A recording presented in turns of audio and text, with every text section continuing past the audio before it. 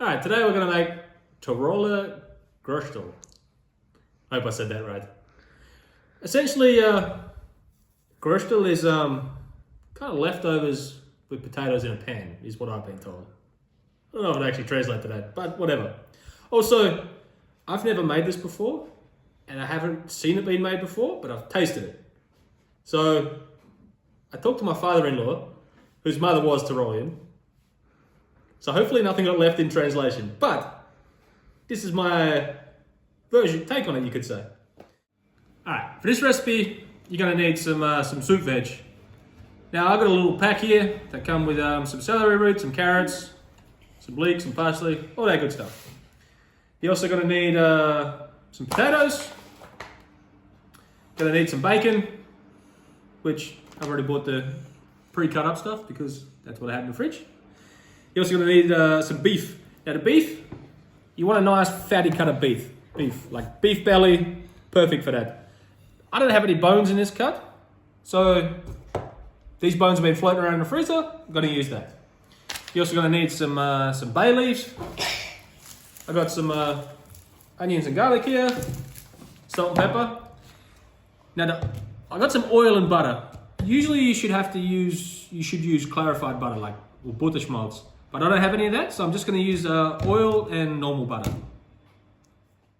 Okay, I'll just go ahead and halved and peeled the onions. And you're going to stick them in a pan, with the cut side down, just to get a little colour on them before we put the meat in there. Alright, I've already chopped up all the soup vegetables, and I've just crushed and peeled the garlic.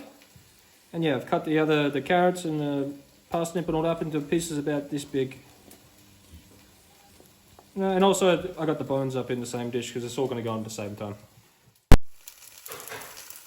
You don't need too much colour on your onions, just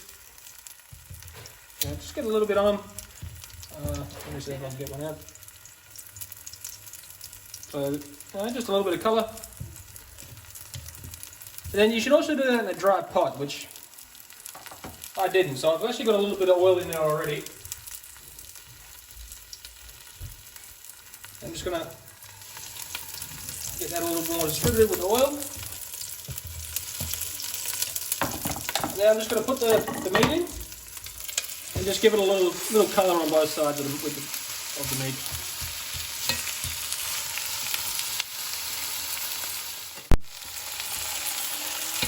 Alright, once you've got a bit of colour on one side, go ahead and flip it over and get a little bit more colour on the other side. Alright, once you've got a nice bit of colour on the other side there, like that, I'm actually going to leave the bigger, more fattier side down in the pot. You don't have to do that, but that's what I'm going to do. So, once that's like that, go ahead and add your bones and your veg. Just go ahead and sort of level that out a little bit. And now we're going to just fill the pot up with water. Now this is like boiling water. I just boiled it in the kettle. As you can see, it's not quite enough, so I'm going to boil it again. I'm just going to fill this pot up, and then we're going to let it simmer.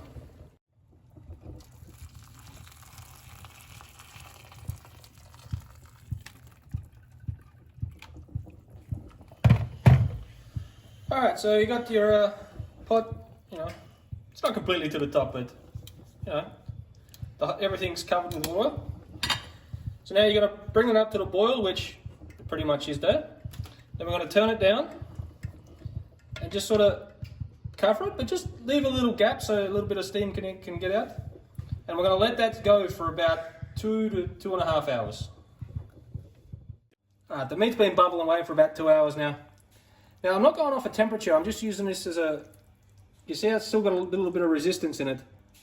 And if I do give a temp, it's still only around about 90 degrees, which that's not fully broken down yet for a meat. So, but by the feel of it, we've got about another 30 minutes or so to go. So I'm just going to put the lid back on that and let it keep going. And now I've got some potatoes here that I've just got in some water, and all I did was I've got a little scrubbing brush here specifically for vegetables. I just gave them a little scrub, give them a good clean. I'm going to put that in on the stove, put some salt in there. Then you're just going to cook these until they're nice and tender. So, as I was standing here, giving the meat a bit of a poke and the soup a bit of a taste, I realised that I haven't put any salt in yet. So, I'm going to do it now. So, you should have done this in just after you seared the meat. I would have put a whole bunch of some salt in, or you could have even put salt around the meat and then seared it off. But I completely forgot, so I'm going to add that now. And a couple of turns of pepper. And we'll just give that a bit of a mix in. Alright, the meat's ready. You can see if you put a fork or something in and you give it a little turn, it's going to break up. So, I'm just going to take it out. And then set that aside in the dish. We're just going to let that sit there for 10 or 15 minutes while we get the other things ready. Alright, the potatoes are also ready. You can tell I put the fork in, and it's got a little bit of resistance still there. They're not completely mush. So we're going to drain those and get those cut up. So we're going to cut them into rings about, what's that, about a finger width thick? Finger and a half? About a finger thick. You don't want to make them too thin because otherwise they're just going to go turn into mush once we put them in the pan again. Okay, next step. I have some onions diced up here.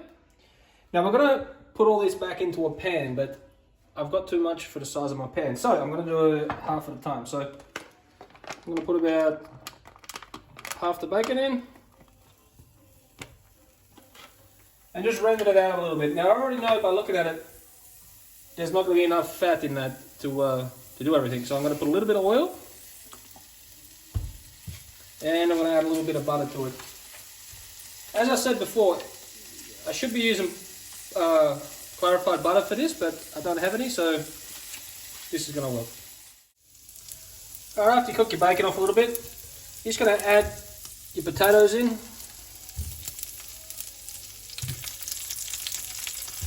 Like that. Right now, just get one single layer in here, and then we'll try and get a little bit of a crunchy, crispy bit on the bottom on the potatoes here. Once you got your potatoes in, just going to go ahead and sprinkle some onions in over the top of that, and we'll just let that cook off for 5 minutes or so. All right, while you got your potatoes cooking off, I'm just going to go ahead and cut the meat up into small pieces. Even the nice little fatty bits here, you just want to cut all that up. And we're going to mix all that up. And then once the potatoes are ready, we'll add it back into the pan.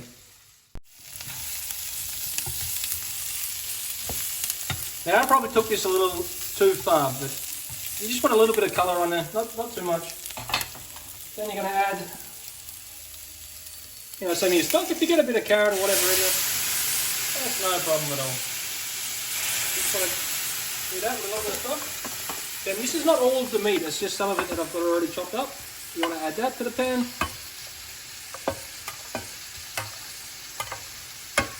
And you just want to give that a good mix through. And you just want to cook that off a little bit in the pan with all that good juice from this that you just made. All right, at this stage, it's just after that of the meat. I'm just going to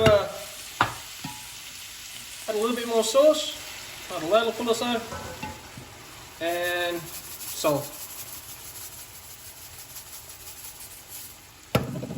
I'll just give that a little mix in, and we'll just reduce that juice off a little bit, and then we'll go on to the next step. Also, I forgot to say, but you're going to add the bay leaf in at this point too. Just as you add the meat and the sauce, you're going to add the bay leaf as well. So, once you reduce that a little bit, you're just going to tip it into a pan.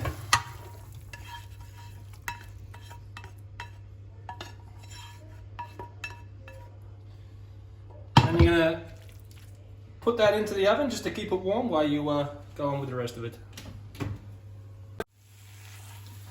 Once you got it all cooked off there, you can, and in the trays, you can actually do it all at one time in a big tray like this, but my stovetop, it wouldn't work like that.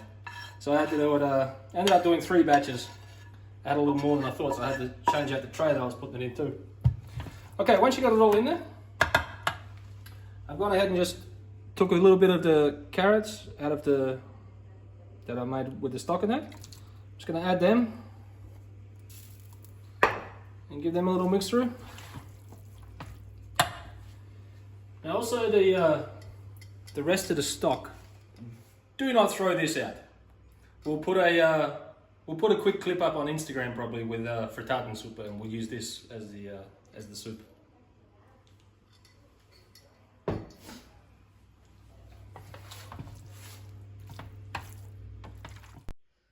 Okay, now the best part of the day, we get to eat it.